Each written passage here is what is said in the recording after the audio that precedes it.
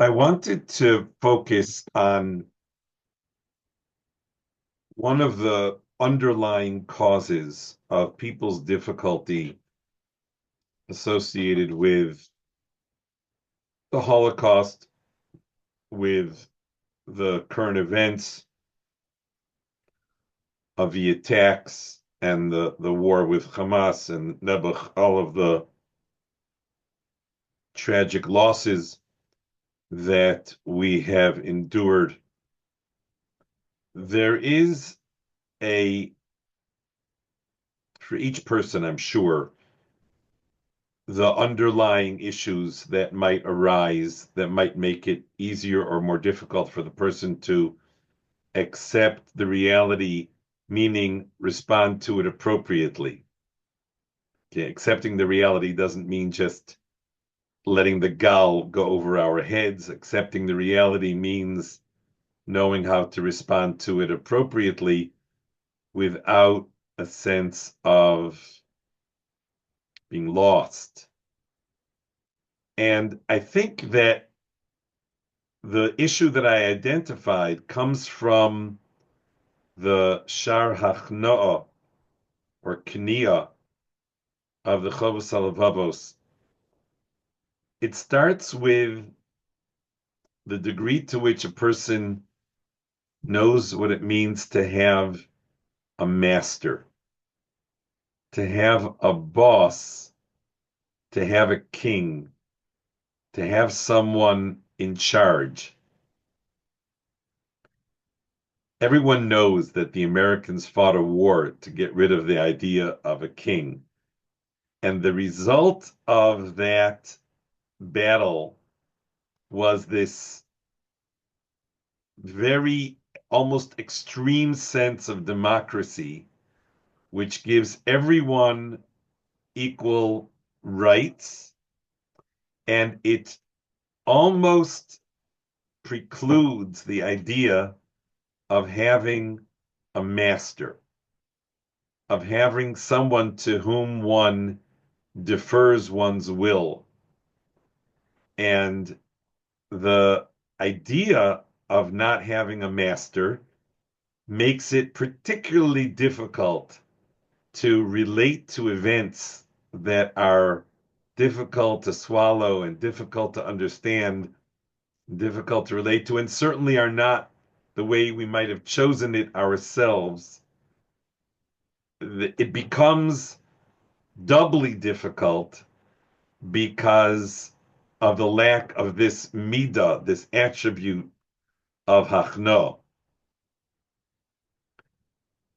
I wanted to focus on one line that just jumped out in the Chovos HaLevavos.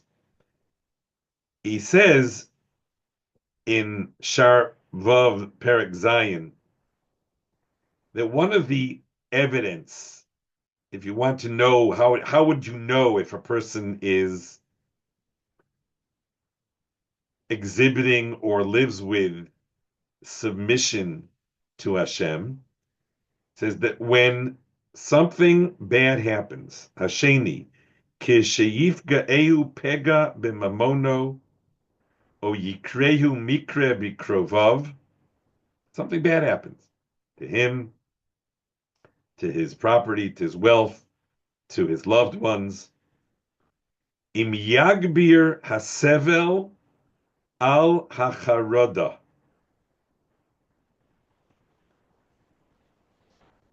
He'll have more pain than fear. There's something about that just elevates the whole understanding of what Hachna means. Something bad happened, and the person has, let's in the extreme, two options. One is to feel the pain, to absorb the suffering of what he has endured, and the other is to become panicked.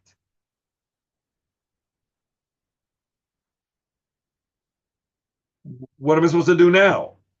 That panic, charada, is a telltale sign that the person has not yet submitted their will to that of the Creator. What an insight into the human condition.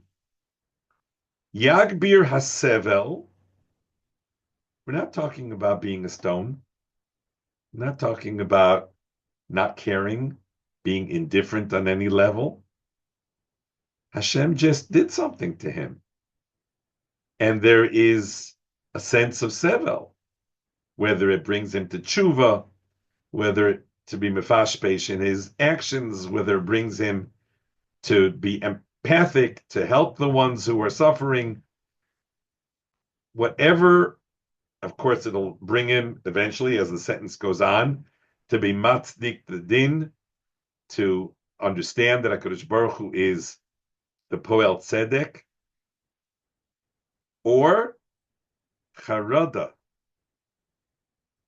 insecurity, fear, panic, anxiety. Look at those two. Would you necessarily have put those on the opposite sides of the coin? Sevel versus charada. Sevel means that I have accepted the mastery of Hashem, and charada means that I have not. And so one of the anchors, so to speak, one of the supports in my life was just pulled out because something bad just happened. It was beyond my control. Well, that sends the person into anxiety.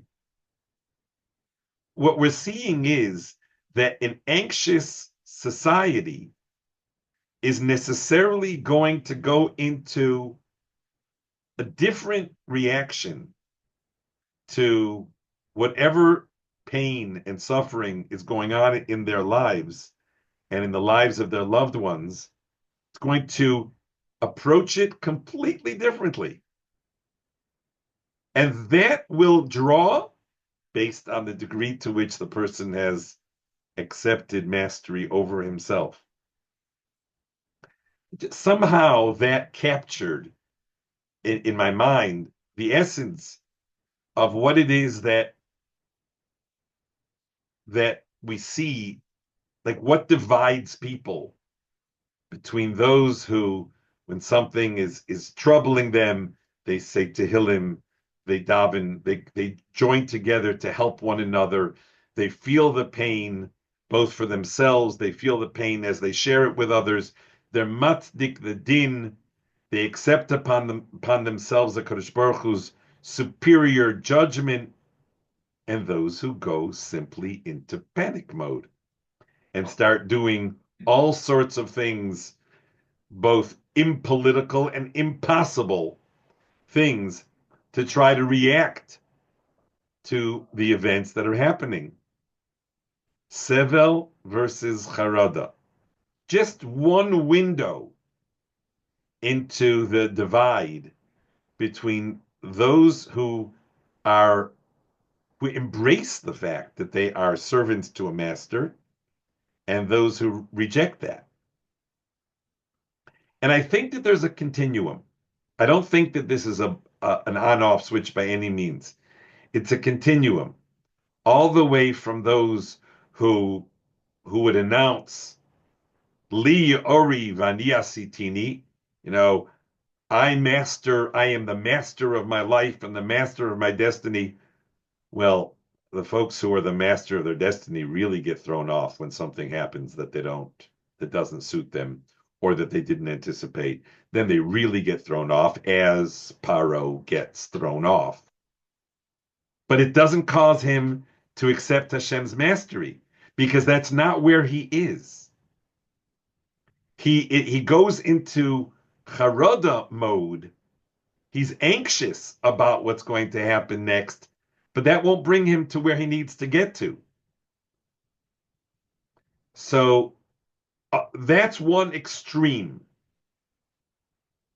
And over at the other extreme is the person who, as they express their response to the events, we've been reading this incredible book by Esther Farbstein about the letters that were written by Ma'aminim, B'nai Ma'aminim, in the weeks and months following the liberation from the Holocaust. And these are people who went into Sevel. They expressed their pain. They literally, in the lines themselves, if not between the lines, is the degree to which they recognize their master. And I'm just so moved by the fact that they were not infected by the idea of a democratic entitlement to have their own view of how their lives or the lives of Klal Yisrael should play out. There's no arrogance in these letters at all. It's remarkably absent of any trace of this isn't the way I intended it to be. It is full of a recognition that there's a master, and now what are we supposed to do in terms of responding, sharing, absorbing the pain, and taking what Hashem has given us, which is life, that they were granted survival and life, and doing with it that which the one who granted them that life called on them to do. So I just thought that tonight I wanted to take a look and focus on this midah of kniyah, which is so foreign to the Western mind and so much requires that we align ourselves with how wonderful and magnificent and brilliant HaKadosh Baruch Hu is, in addition to being absolutely all-powerful. And with that alignment, we can start letting go of the Western orientation, which says, which is an orientation of entitlement, and move towards the orientation of he is entitled. It's not that I am entitled. Hashem malach ki'us lavesh. It's not that I am entitled, but rather that he is entitled. And he cannot be the Adon if I am not his Eved. And so I proclaim myself to be his Eved in order to amplify his mastery of his being the Adon. And when we do this, what we're doing in effect is we're aligning ourselves in the right place. We're aligning ourselves in the place of being an Eved who is not struggling with my will versus Hashem's will. The question changes.